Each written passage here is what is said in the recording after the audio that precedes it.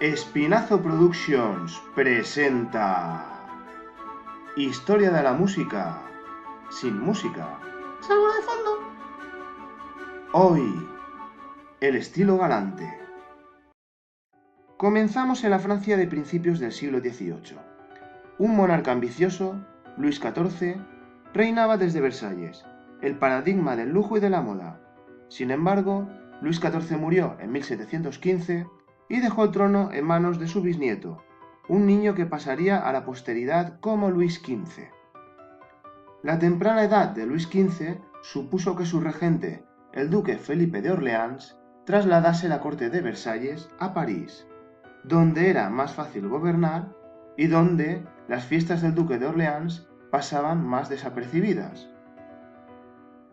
En este contexto, la ostentación y los gustos de Luis XIV y de su corte, complejos y solemnes en los extensos territorios de Versalles, fueron reemplazados por las preferencias de la sociedad parisina y de la regencia del duque de Orleans, caracterizadas por la informalidad y la intimidad del salón.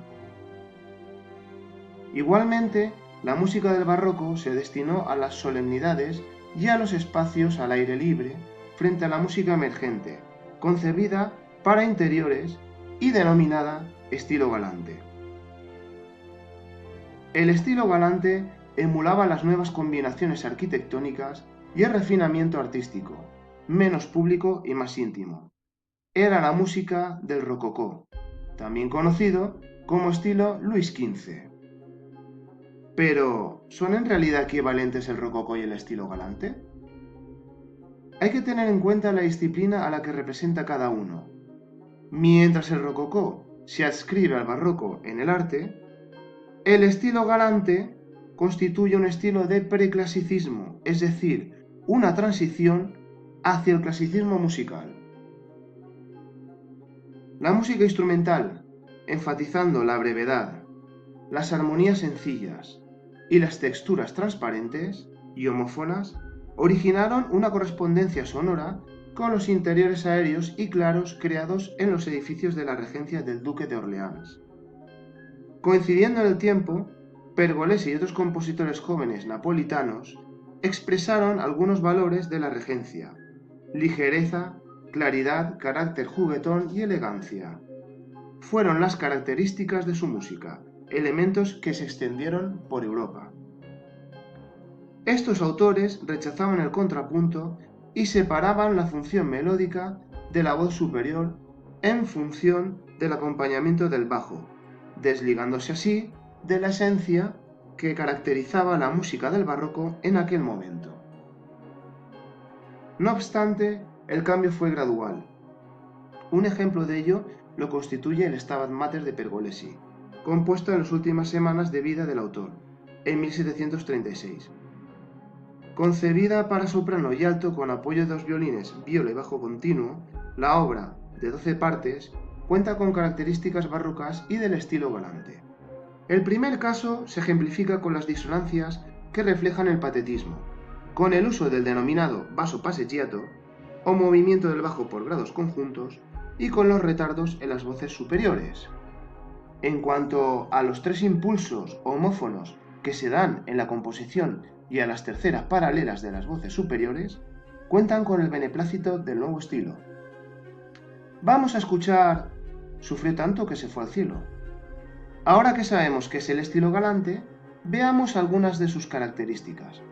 El principal objetivo del estilo galante consistía en atraer al público con música sencilla y natural, tanto desde la perspectiva del oyente como desde la del intérprete. ¿Cómo se lograba?